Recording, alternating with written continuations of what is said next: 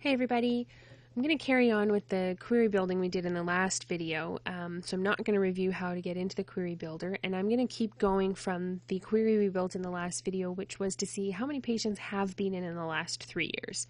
So now I want to go a little more detailed, and I want to say how many patients have not been in within the last 3 years.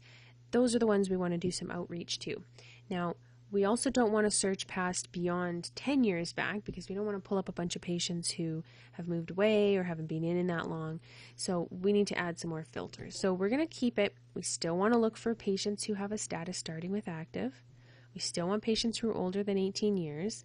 Now, this time I'm going to change the appointment date in the last 3 years to doesn't match.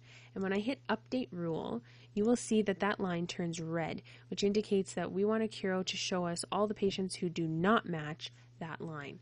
So we are going to add another appointment line and date, and we want to say in the last 10 years. We're going to make sure we choose patient records only. So we want to add this rule. So we want to say they have not been in the last 3 years, but they have been in the last 10 years. And we want to make sure we're not calling and harassing those patients who have been responsible and have booked themselves in an upcoming appointment. So we're also going to add in that they have no appointment booked in the next 1 year.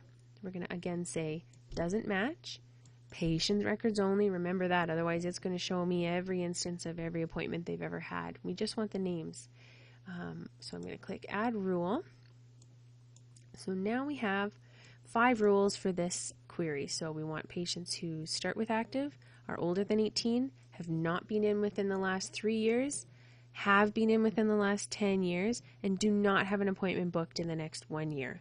So the key thing to remember when you're building these lists, I'm going to click run as we're talking, is that we want to go from a broad filter down to the specific.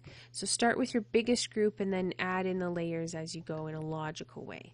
So again, we don't want to look at all patients. We only want to look at Dr. Winnie the Pooh. And we're going to click Run.